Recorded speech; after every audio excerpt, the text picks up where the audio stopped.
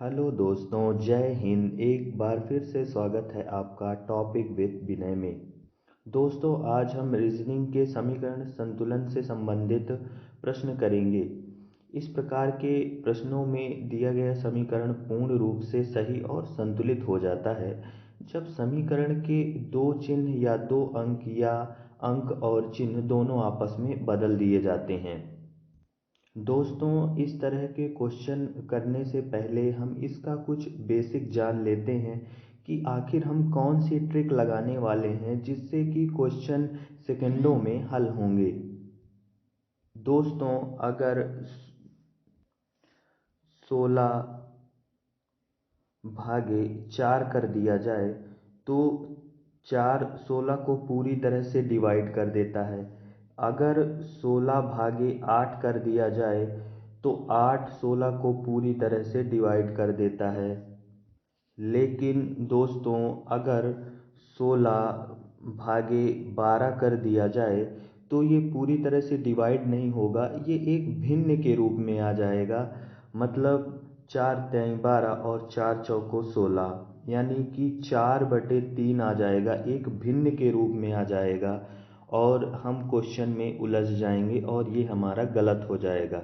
इसलिए हमें उन नंबर में ध्यान देना है कि भाग का चिन्ह हम कहाँ पे रख दें और जिससे भाग का चिन्ह रखने पर वो नंबर बहुत आसानी से कट जाए। तो हमारा यही ट्रिक होने वाली है। हमें केवल भाग पे फोकस करना है, केवल भाग के चिन्ह पर ही फोकस करना है। तो चलिए, ये समझने से पहले क्वेश्चन तो आइए क्वेश्चन कर लेते हैं। क्वेश्चन से हम इन्हें बहुत आसानी से और बहुत अच्छे तरीके से समझ पाएंगे। दिया है, यदि निम्नलिखित समीकरण को संतुलित करना है तो निम्न में से किस विकल्प के चिन्हों का प्रयोग किया जाएगा।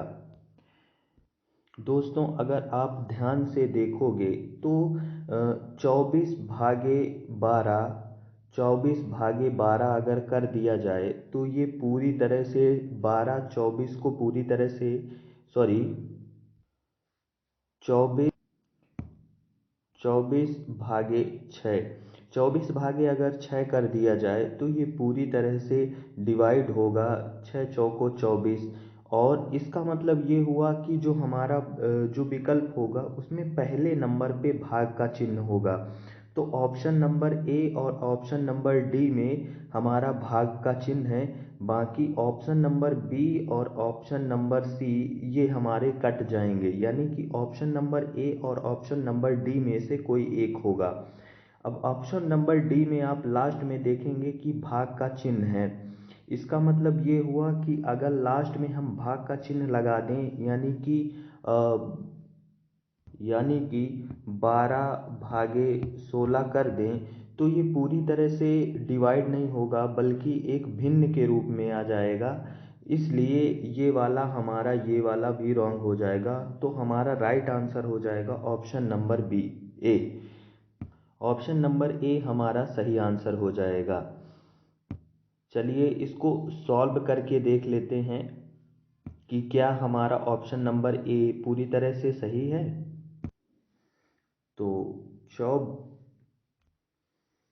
24 पहला विकल्प हम लेंगे। 24/6 प्लस 12 - 16।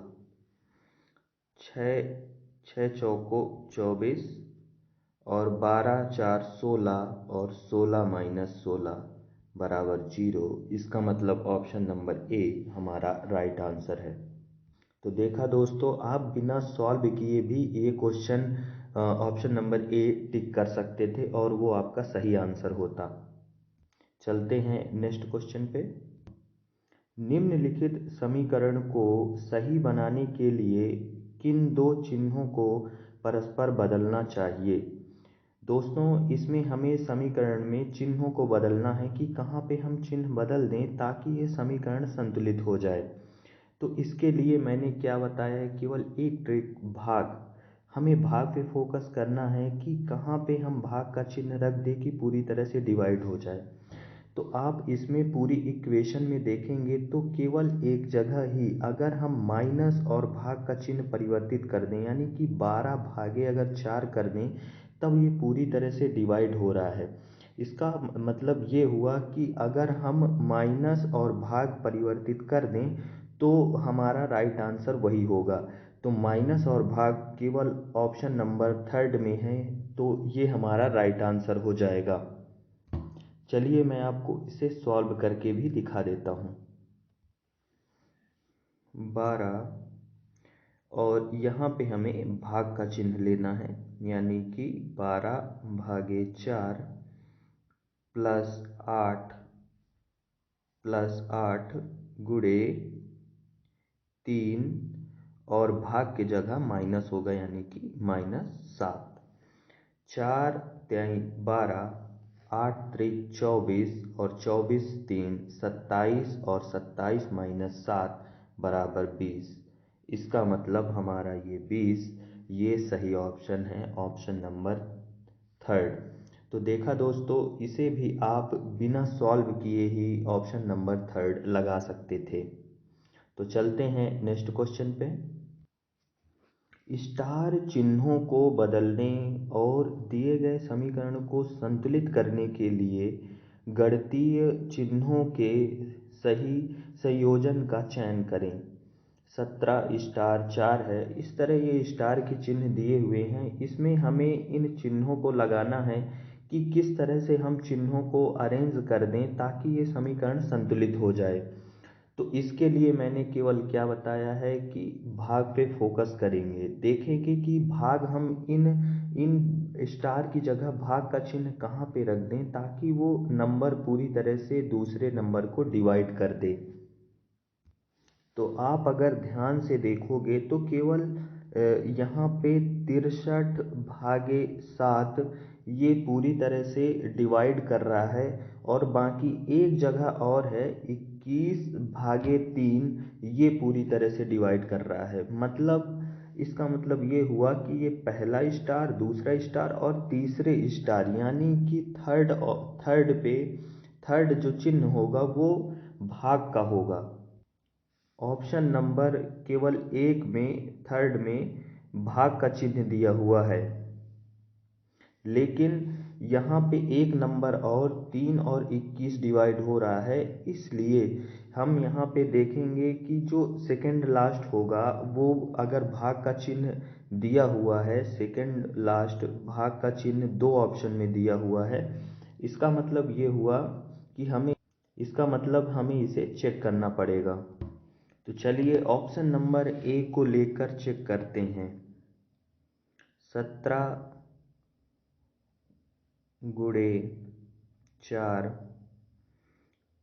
प्लस 63 भागे 7 माइनस 21 प्लस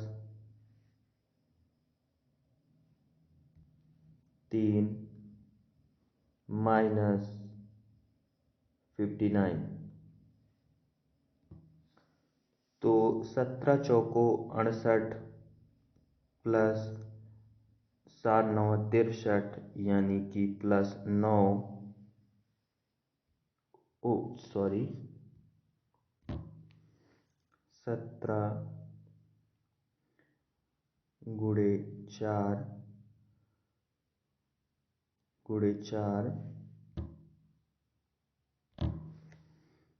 17 गुणे 4 प्लस 63 भागे 7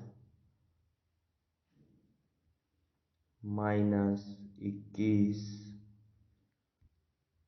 प्लस 3 बराबर 59। 17 चौको 68 प्लस 7 9 63, 9 माइनस 21 प्लस 3, तो ये 9 और 3 हो जाएगा 12 और 12 में से 21 जाएगा तो आएगा 9 और 68 माइनस 9 ये हो जाएगा 59। इसका मतलब ये हुआ कि ऑप्शन नंबर 1 हमारा सही आंसर है।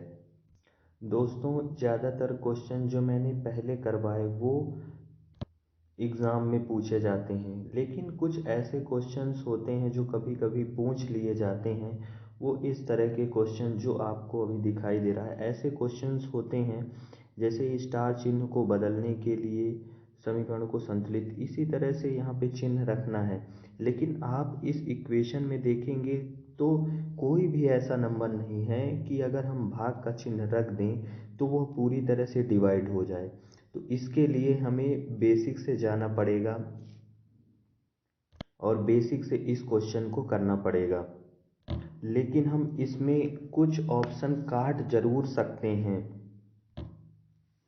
जैसे देखेंगे कि इस सीरीज में कोई भी ऐसा नंबर नहीं है जहां पर हम भाग का चिन्ह रख दें तो वह पूरी तरह से डिवाइड हो जाए। तो इसका मतलब ये हुआ कि वहाँ पे भाग का कहीं भी जिक्र नहीं होना चाहिए। ऑप्शन नंबर ए में भाग का चिन्ह ये दिया हुआ है, ऑप्शन नंबर बी में भाग का चिन्ह नहीं है, ऑप्शन नंबर सी में भाग का चिन्ह दिया हुआ है और ऑप्शन नंबर डी में भाग का चिन्ह नहीं है। इसका मतलब ये हुआ कि पहला और तीसरा हमारा आंसर नहीं होंगे, हमें दूसरा और चौथा ही बेसिक से चेक करना पड़ेगा। तो जब आपको ऐसा आ जाए हमारा ऑप्शन नंबर ए गलत है और ऑप्शन नंबर थर्ड गलत है, ऑप्शन नंबर बी या फोर्थ में से कोई एक है, तो हम पहले इसको बी को चेक करेंगे, दूसरा ऑप्शन चेक करेंगे, उसके बाद फोर्थ पे जाएंगे। तो 41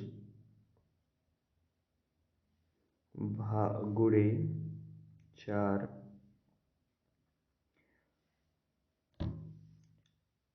प्लस 39 माइनस 73 बराबर 25 गुणे 4 प्लस 30। तो समीकरण की इस तरफ देखेंगे कि बराबर के बाहर जाएगा 25 चौको 100 और 30 130। मतलब अगर इधर का हमारा 130 आ जाता है तो ऑप्शन नंबर बी हमारा करेक्ट आंसर होगा। तो चलिए देखते हैं, 41 गुणे 4 हो जाएगा 164 प्लस 39 और प्लस 39 माइनस 73 बराबर 130 के बराबर आना चाहिए। तो 164 और 39 हो जाएगा 3 0 और 2 203 माइनस 73। तो इसे हम घटाएंगे तो आ जाएगा 130। इसका मतलब 130 130, इसका मतलब ऑप्शन नंबर बी हमारा करेक्ट आंसर होगा। ऑप्शन नंबर बी हमारा करेक्ट आंसर होगा और ये क्वेश्चन सॉल्व हो चुका है। Option number B is the correct. तो इस वीडियो में इतना ही, मिलते हैं नेक्स्ट वीडियो में।